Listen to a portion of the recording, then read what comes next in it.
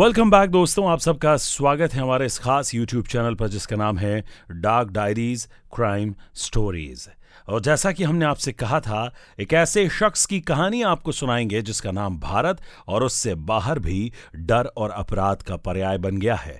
आइए इस कहानी को शुरू करने से पहले आप सबसे गुजारिश है कि आप इस यूट्यूब चैनल को सब्सक्राइब कर लीजिए। आपको बताएंगे छात्र से गैंगस्टर तक का सफर, लॉरेंस बिश्नोई की कहानी जिसका नाम भारत और उससे बाहर भी डर और अपराध का पर्याय बन गया था। लॉरेंस बिश्नोई को 2023 में पंजाबी गायक सिद्धू मूसेवाला की हत्या के बाद काफी मीडिया अटेंशन मिली। उनका नाम कनाडा और भारत के बीच राजनीतिक और कूटनीतिक विवाद से भी जोड़ा गया है। 1993 में फिरोजापुर पंजाब में जन्मे लॉरेंस एक सम्मानित परिवार से आते थे। चंडीगढ़ में उच्च शिक्षा के लिए जाने के बाद उनका जीवन बदल गया, जहां वे कॉलेज की राजनीति में शामिल हो गए और 2010 से 2012 के बीच उन पर कई गंभीर आरोप लगे। उनकी पहली गिरफ्तारी और जेल का समय उनके लिए अपराध का स्कूल बन गया, जहां उन्होंने अन्य अपराधियों से संबंध बनाए और अपराध सिंडिकेट की संरचना को समझा।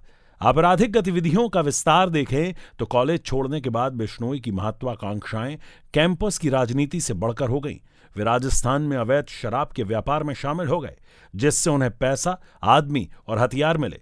एक करीबी सहयोगी की हत्या ने उनकी आपराधिक गतिविधियों को और बढ़ावा दिया, जिससे हत्याओं में वृद्धि हुई और उनके जबरन वसूली नेटवर्क का विस्तार हुआ। जेल एक नेटवर्किंग हब के रूप में बना। वीडियो में हर बार जब बिश्नोई को जेल हुई तो वे और अधिक खतरनाक होकर बाहर निकले।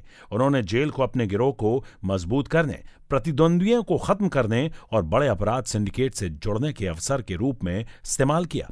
लॉरेंस बिश्नोई गिरोह में कथित तौर पर लगभग 700 शार्प शूटर हैं, जिनकी भर्ती मुख्य रूप से सोशल मीडिया के माध्यम से की जाती है। वे युवाओं को आकर्षित करने के लिए हथियार, स्टंट और धमकियों वाले वीडियो का इस्तेमाल करते हैं। जेल से गिरोह के संचालन, जिसमें योजना और सौदे शामिल हैं। जेल के अंदर से वायरस ओवर इंटरनेट प्रोटोकॉल तकनीक का उपयोग करके प्रबंधित किए जाते हैं। बिश्नोई ने पहली बार 2018 में जोधपुर में एक अदालत में पेशी के दौरान सलमान खान को सार्वजनिक रूप से धमकी दी थी, जिसमें उन्होंने काले हिरण मामले का हवाला दिया था। अप्रैल 2024 में सलमान खान के घर के बाहर गोलीबारी की घटना हुई थी और गिरफ्तार किए गए संदिग्धों में से एक अनुज थापन ने कथित तौर पर पुलिस हिरासत में आत्महत्या कर ली थी। महाराष्ट्र के पूर्व मंत्री बाबा सिद्दीकी की हत्या पर भी चर्चा की गई है। बॉलीवुड और राजनीति से मजबूत संबंध रखने वाले एक प्रमुख व्यक्ति थे। लॉरेंस बिश्नोई गिरोह का माना जाने वाला एक सोशल मीडिया पोस्ट ने जिम्मेदारी का दावा किया, जिसमें सिद्दीकी को दाऊद इब्राहिम से जोड़ा गया और उन पर सलमान खान की मदद करने का आरोप लगाया गया। ये कहानी अंतर्राष्ट्रीय आयाम को भी छूती है, जिसमें कनाडा के उन आरोपों का उल्लेख है कि भारतीय राजनयिक एक खालिस्तानी समर्थक की हत्या में शामिल थे और भारतीय एजेंसियां कथित तौर पर खालिस्तानी लक्ष्यों को खत्म करने के लिए लॉरेंस बिश्नोई समूह के साथ सहयोग कर रही थी। क्या ये गिरोह दाऊद इब्राहिम के समान एक नया अपराध वंश स्थापित कर रहा है और जोर देता है कि सच्चाई आंशिक रूप से छिपी हुई है?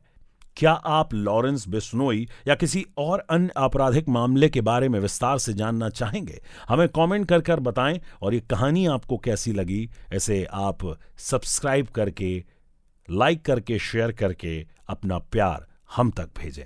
देखते रहें डार्क डायरीज क्राइम स्टोरीज।